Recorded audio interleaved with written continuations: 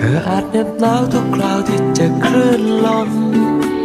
ก็หอมใจฉันด้วยความอบอุ่นของเธออาจมองไม่เห็นเส้นของขอบฟ้าไกล